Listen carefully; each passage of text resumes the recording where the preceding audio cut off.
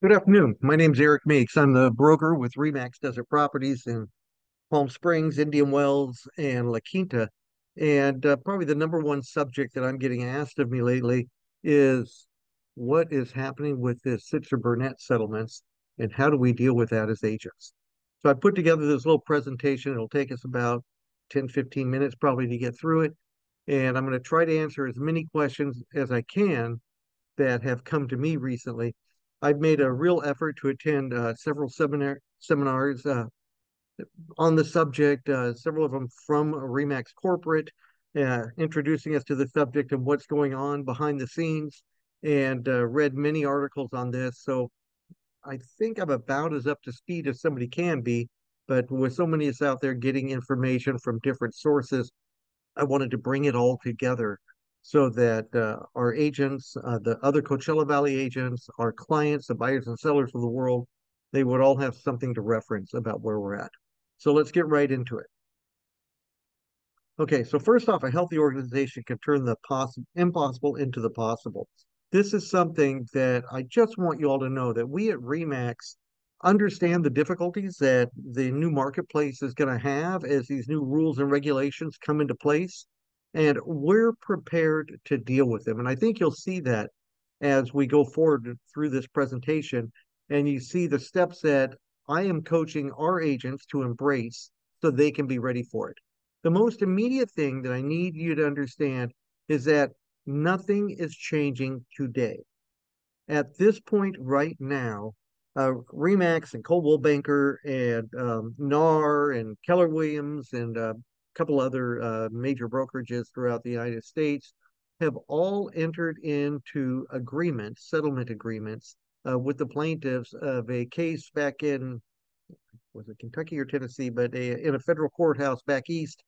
And right now, all the negotiations are in secret until they get finalized, and then they will be put before the judge. And REMAX's settlement will be put before the judge for approval in May, and NAR, the National Association of Realtors agreement, will be put before the judge in July.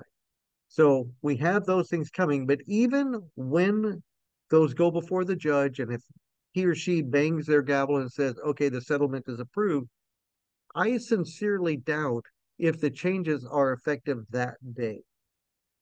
They might be, but I think it's much more likely that the judge will say, okay, we understand the rules. Now there will be a transition period.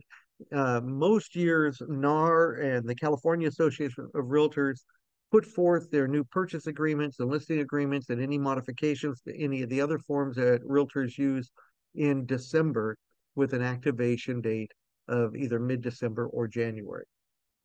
If we follow the normal procedures of the past, I would imagine that even once the approval is once the settlement is approved by the judge, it will still take some time for the Realtor Association's attorneys to hammer out the exact verbiage in the new contracts. So we shall see. There is a chance that everything just as of July, okay, from that day forward, it's the new game rules, but we shall see. Okay, so number one thing that I've been told uh, is going to change, a little bit stay the same. Buyer's commissions may still be offered. Right now, buyer commissions are offered. An agent who looks in the multiple listing service can see usually it's somewhere between 2 and 3%, depending on what the seller has made their listing agent write into their contract to present, to the general public. Buyer commissions may still be offered. They just can no longer be put in a dollar form or a percentage in the MLS. So I believe that we're going to see some of the verbiage that I've written down below here that'll come up, and agents may wordsmith into their own verbiage, but I think in essence it's going to be pretty much the same. Buyer's compensation available depending upon the offer. Buyer's compensation negotiable. I believe there will still be some indication for the agents representing the buyers, hey, there is a commission here that is available to you. Because if not, if it's no verbiage at all, no percentage you offered or nothing like that. Um, I think those sellers are going to find it a little difficult to sell their home.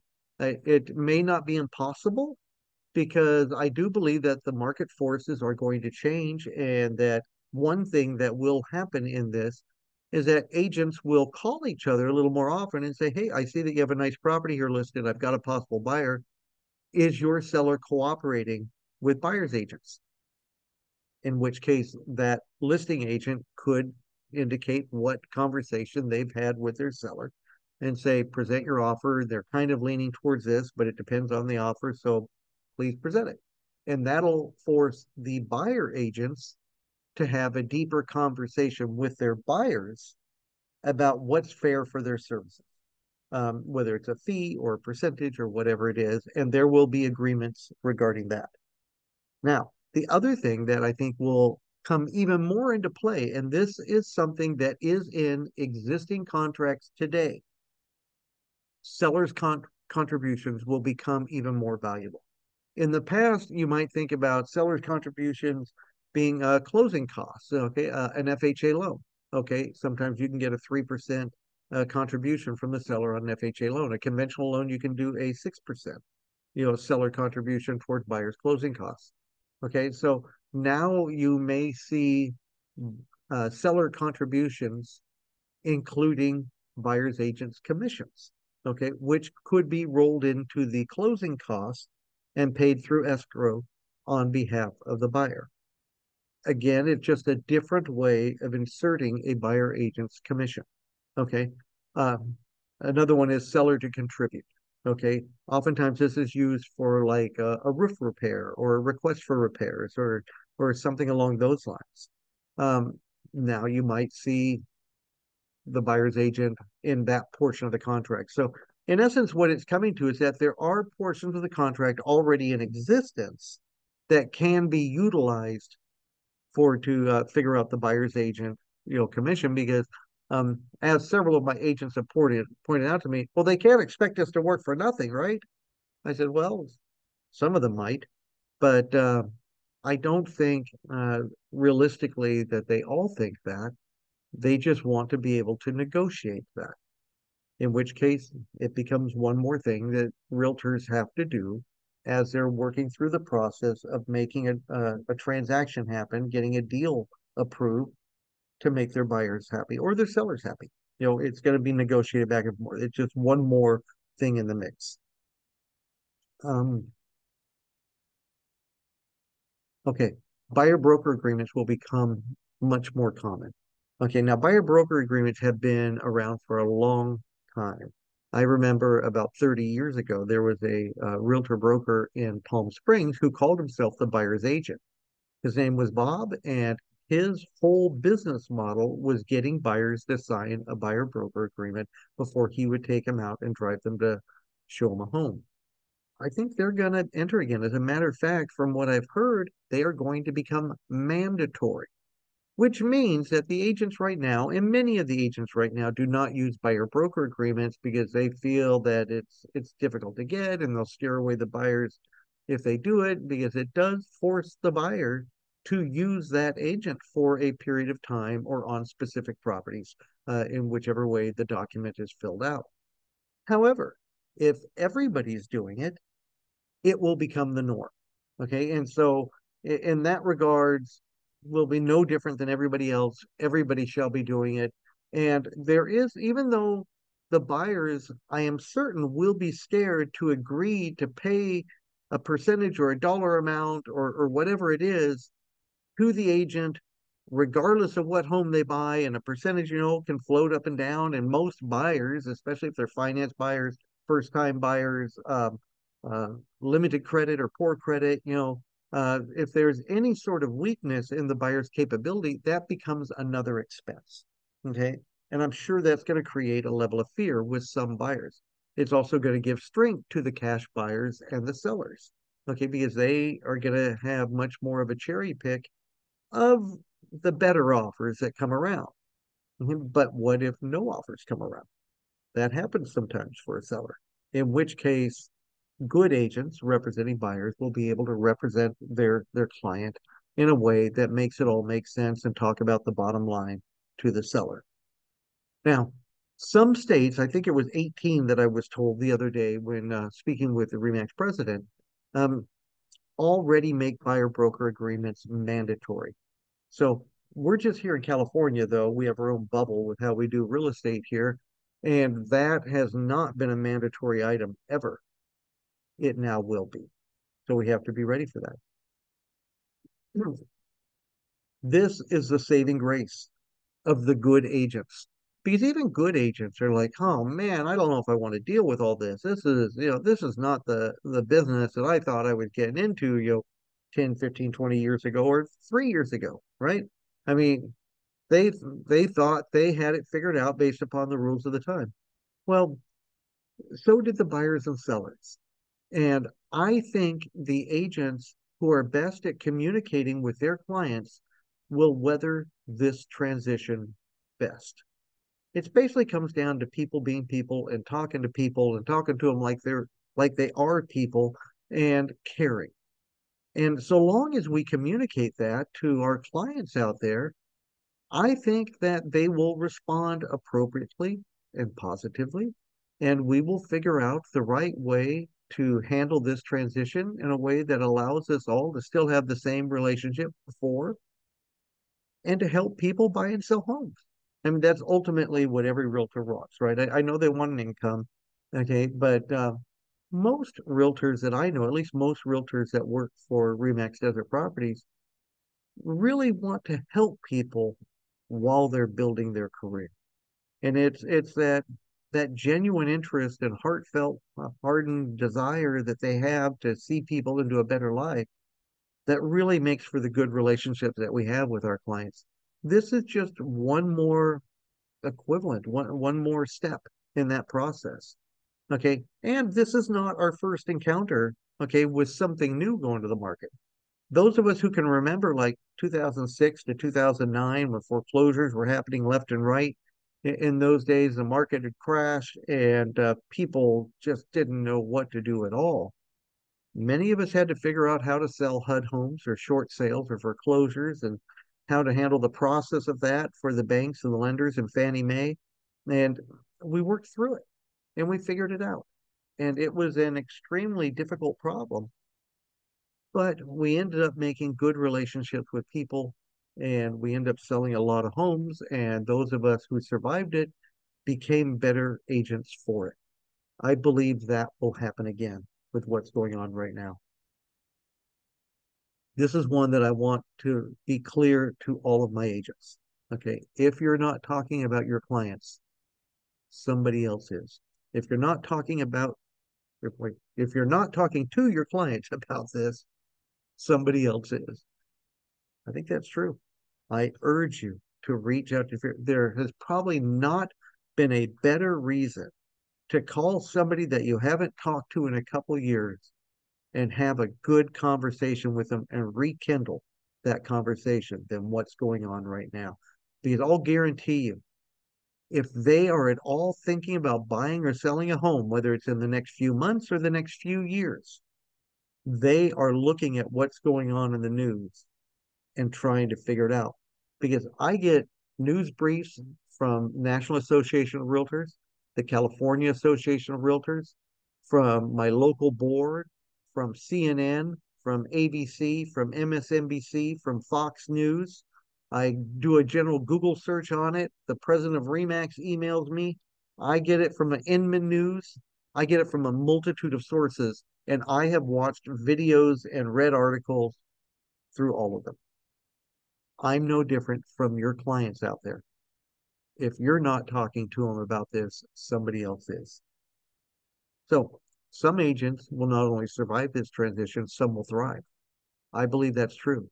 I do believe that this transition is probably going to weed out a certain lower strata of the agents out there in the market who just can't figure it out, who think it's too big of a monster to attack, who probably were already struggling. I think that some will leave the industry. But I believe that there will be more business in the industry. And I believe that as a few agents leave and the pie, even if the pie stayed the same of the total percentage of business that happened, I'll tell you in a second why I think it's going to go up. But even if the pie stayed the same, if there's fewer agents to compete with, your share could grow. Now, I think it's going to go even beyond that because look at the timeline that we have on this. So we're talking May and July before the new documents come out. I believe that some agents, even if it's not official that we have to start in May or July, some agents will begin to market themselves as being compliant with the new rules now, which means they're going to be able to approach sellers and say, look, why wait till it goes through? I'll list your property right now and not force you to pay the buying agent a commission. A 3% savings in some people's eyes. On a $400,000 home, it's 12,000. On a $600,000 home, that's 18,000. So people are saving somewhere in the teens to 20 grand, even on an average price home in the Coachella Valley. That's real numbers. Okay. So that may entice some sellers who have been sitting on the fence into entering the market as they start seeing a dollar amount saving. So even if the price of their house has not gone up as much as they'd like it to, or as much as it was a year or two ago, that saving in itself will compensate for some of it. And so I believe some sellers will enter the market based on these new dynamics. I also believe that sometime this summer or sooner, we are going to see an interest rate decrease from the feds. And as that enters and more buyers come into the market, there's more business, more buyers, more sellers. The whole business is going up. It will be a new shape of some of the business, but some of the business will be just like old business. Okay, where it's just regular buyers and sellers. You want to buy a home, I want to sell a home. Okay, put them together. I'm your agent. Let's do a deal. Okay, so the creative agents, the intelligent agents, the savvy agents will figure this out. And I encourage every one of you to do that. Uh, I'm going to be hosting other events that you'll see here in the weeks ahead. Some will thrive. Now, what can we do right now? This is really important.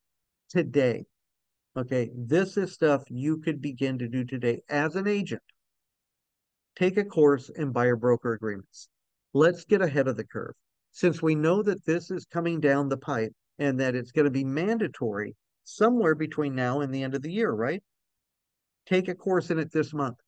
Contact your local board. In our case here in the desert, that's the California Desert Association of Realtors or the Greater Palm Springs Regional Association of Realtors. Contact them. I see their emails and they have some classes already in buyer broker agreements. Sit through one. Refamiliarize yourself with the buyer broker agreements. Probably the number one thing you can do as an agent to be ready for this change. Get comfortable with the new buyer broker agreement. If you need to watch some videos, if you need to read it 3 or 5 times, do it. Wordsmith yourself. Well, if I'm going to pitch this to my buyers, I mean, I'm going to have to, right? It's going to be the law. Okay, how do I do it? Okay. I, I want you to consider this. Your listing presentation needs to be revised so that the buyer's agent compensation portion of it, which is just a small portion, but it's an important portion, it needs to be addressed appropriately. Also, you are now going to need a buyer's presentation. That is really important. Just like doing a listing presentation, when you get a buyer, they need to feel confident that they're going to commit to you for the shopping of the home. Because otherwise, the natural fallback for a buyer is going to be, well, I'll just look around on Zillow and Realtor.com and all these, and I'll go to some open houses. And when I find the right one, I'll just hire that realtor who's already got the listing, and then I'll get it better. I understand that logic. That logic exists today with some buyers. And therefore, they may feel that they're kind of skirting around the new law and using it to their advantage to get it. But it's no different than the old caveat on that is somebody who's already being paid to represent the seller and would not have offered your representative a commission, are they really going to be fair to you in the transaction? I know what the law says, but I would be a little skeptical of that. Okay, and then I want you to start thinking about the purchase agreement. I'm talking again to the agents here. Consider the seller contributions of 3 to 6% and where that is in the existing purchase agreement contact. And start wordsmithing the sentences you want to put into there. Because I think that's where your greatest tool is right now to document in your purchase agreement what it's going to take to put your deal together and earn you a commission. And lastly, but this one here might be the number one. This is the all encompassing phrase that is the reason you do this and what you need to convey to your clients, whether they are buyers or sellers. Know your personal value. You should know what your strengths are and how you can compete to other agents out there in the world, and what you do for your marketing and your negotiating, and where your successes are and where you need to make some improvement. And then think about, like, how much do you work right now, and break that down for how much you made last year and what was your hourly rate that you really earned. Might be lower than you think, although I know some agents that do make a pretty hefty hourly wage when you do that. I was one of them. But most agents will think, well, it's less than what I want, but I really work hard and I try hard and I'll just get better. Okay, I'll keep doing it over time and I'll get better. It's really more important than ever to come up with a strategy for that getting better that's realistic for the time that you can give, and to hold to that time. Just like going to the gym, and those who go to the gym more and actually work out on their routine more and watch their diet build a better body. So will those of you who take the time to learn the skill sets and practice the verbiage and put in place the marketing strategies and learn the documentation build a better business. And that's what I like to help with, because it's really important that you start taking the actions now so you can be ahead of the curve rather than chasing the agents that already have made the change and are scooping up all that new business that's going to happen here in the new future. Get with it now. If you need some one-on-one help, please reach out to me.